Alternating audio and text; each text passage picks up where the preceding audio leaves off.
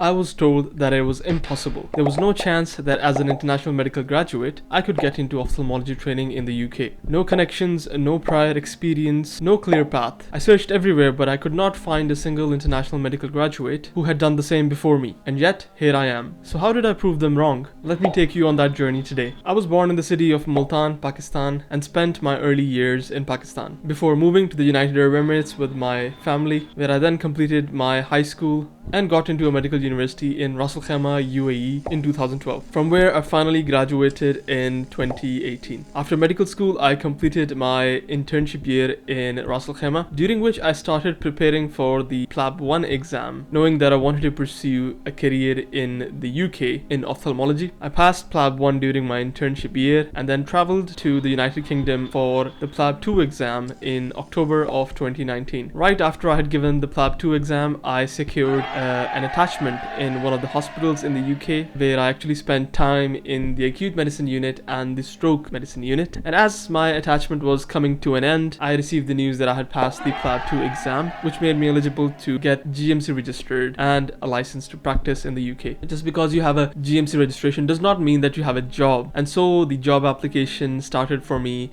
around January of 2020. Now at this point, I had GMC registration with a license to practice, but I did not have a job. And I'm sure many of you have experienced this. Being an international medical graduate, it is not easy to land your first job in the UK. And since my internship ended in about August of 2019, I had a gap between the end of my internship and at this stage where I got my GMC registration. So I knew that I needed a new job as a resident doctor, working as a junior fellow, clinical teaching fellow, research fellow, clinical fellow, junior clinical fellow, senior house officer, CT1, ST1. Most of these titles mean the same thing, and the job descriptions are the same for working at a junior doctor or resident doctor's capacity. So every day I would be scouting through the job posts coming out, and I would be applying to about 20 to 30 job applications in a single day. After months of applying, I got one interview in a geriatrics job as a ward doctor, and the interview felt like a formality because it seemed like they already knew who they wanted, and this was just them going through the motions. And so at the end of the interview, I realized that this was most likely not going to work out for me. And so then I continued applying for other jobs as I was already applying. It was not a good feeling, I must say, to be rejected after the interview, but I kept soldiering on. At the same time, I was studying for the MRCP exam. I was also completing a postgraduate certificate in medical education, which was a fully online degree, along with obviously applying for any appropriate jobs that I was coming across online. But despite all of this, nothing seemed to land until one day I saw a stroke job post at the same hospital where I had actually done my attachment months ago. I applied for the job, and obviously I attached my experience working in the hospital and in the same department as well when I was doing an attachment. I got the interview, and while I was having the conversation with my interviewer, obviously they recognized me and I also recognized them. The interview went well. All the questions that were presented to me were within my capacity to answer, and the result of that was that after 5 stressful months of constant job applications, I finally had a job offer from the same department. And so by the end of 2020, I had now moved to the UK to start my job as a resident doctor in a hyperacute stroke unit in the NHS England, and finally began my role as a full-time doctor in the UK. But I still hadn't achieved my goal. Soon after I started work in the stroke unit as a resident doctor, I started networking and trying to contact other doctors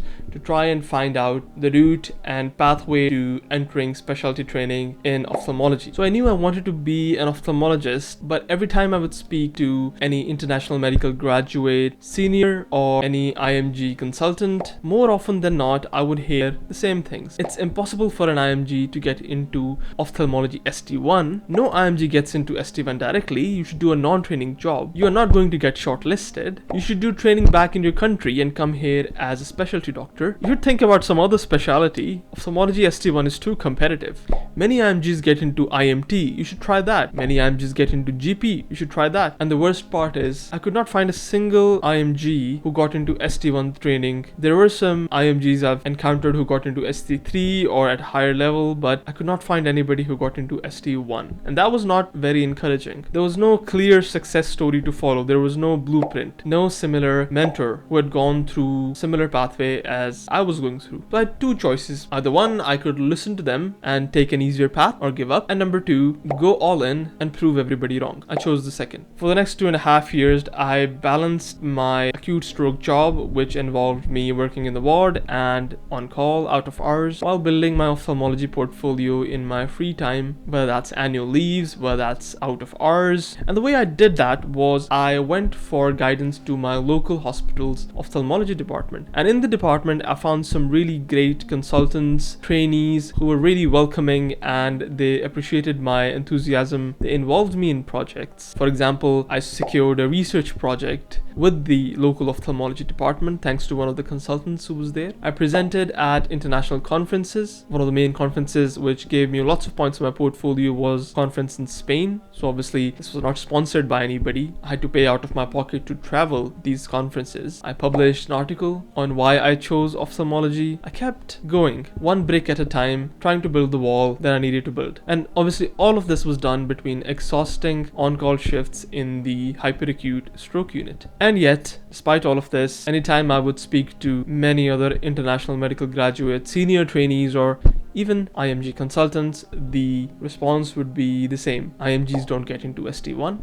You should try another specialty. You have zero UK ophthalmology experience. It is not enough. You should work in another job for a few years first. And I still ignored them. In 2022, after months of preparation, I took the FRCOphth Part 1 exam with the aim to add another few points into my portfolio for the application. Unfortunately, I did not pass and missed it by just a few marks. It is at times like this when you start questioning everything you're doing. It is at times like this when you start questioning, maybe people are right. Maybe this is impossible. Maybe all this work will not turn into anything. Maybe I should not pursue this dream of working in a specialty that I like so much. But instead of listening to these voices, I chose not to let this result define me. And I tried again. And this time around, I tried much harder. And I then retook this exam and passed and scored well beyond the pass mark successfully. Alhamdulillah. And as all of this was going on, as part of the portfolio, I completed a microsurgical skills course, spending my weekends on this instead of partying or going out. By this time, I also completed my medical educations degree, which also contributes points to the portfolio. Where I was working in the stroke unit, I designed and launched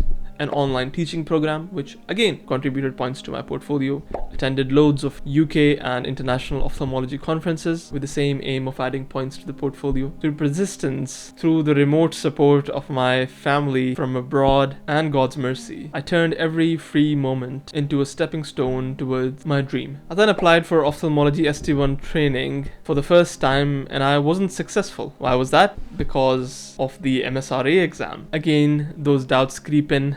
Again, you question everything you've done. Again, you question whether this is going to work out or not. Again, two options came in front of me: accept defeat and take an alternative path. Number two, try again the next year with an even stronger application and a better preparation. I chose to fight again. And so again, I spent the next year relentlessly improving my portfolio and preparing harder for the MSRA exam. Remember, I'm still working in the stroke job. If you're on a visa, you don't have the privilege to work part-time or work as a locum and spend free time in preparation of your portfolio. We just have to deal with it. And so the next year I applied again. I gave the MSRA exam again, but this time I got in. After that, I had the interview and my portfolio was assessed, and ultimately I secured the ST1 training post, which started in 2023. I had achieved the impossible. So a lot of people wonder now, and after I got into training, why I chose the harder path. Why did I choose to work in a hyperacute medical specialty with on-calls and ward jobs instead of maybe applying for a clinical fellow resident doctor job in the field of ophthalmology instead? There are a number of reasons for this. First, if I had worked only in ophthalmology as a resident doctor without actually getting training in the specialty, you you very quickly lose your generic medical skills, which include skills in internal medicine and skills in general surgery, without guarantee of actually getting into training. I did not want all these generic medical skills of mine to go anywhere until I had the assurity that I was getting into ophthalmology. Again, because I was on a visa, our hospital jobs sponsor our visas. To apply for ST1 training in ophthalmology at that time in 2023, you needed to have less than 18 months of prior ophthalmology experience. I did not want to put myself in the situation where I continue to stay in the ophthalmology job until I reached 18 months because, as I said, there was no guarantee that I was getting into ophthalmology training the very next year. So that kind of pressure is what I did not want on myself. I would rather have worked in a challenging specialty like stroke and work on ophthalmology in my free time rather than put my chances of getting into ST1 training at risk through getting close to the 18 months mark. And plus, I knew that if I started to work in ophthalmology much earlier than getting into training, I would just love it too much to leave, again causing the problem of inadvertently crossing the 18 months mark and being ineligible to get into ST1 training. And so I chose the harder path of staying in a medical specialty and working on the portfolio for ophthalmology in my free time. And that's where I built my portfolio from scratch. So what is my message to every resident doctor, medical student, international medical graduate, local British graduate who thinks getting into ophthalmology is impossible? All I can say is, from being an international medical graduate with no roadmap, no advantage, to getting into ophthalmology training in the UK, alhamdulillah, the only thing that got me here has been unshakable determination and persistence in the face of setbacks. If you are somebody in the UK and feel you have no background, no connections, no credentials, remember, I had none of that either. I made all of those as I started work in the NHS. And I built everything from scratch because I refused to accept that it was impossible. There was theoretically a way to get into ophthalmology training because, thankfully, the way training works in the UK has been set out clearly. You know exactly what you need to do to get into training. And this is one thing I'm really grateful for. And so as long as theoretically there was a path, even though nobody else had done it before, I knew that it was worth pursuing. And to all those who said it was impossible, you said I could not do it, alhamdulillah, here I am. If you would like to see more of my videos, make sure to subscribe to the channel and like this video. You can always leave a comment down below to tell me if you want to know about any other topics. You can find my latest video up here, and I will see you in my next video.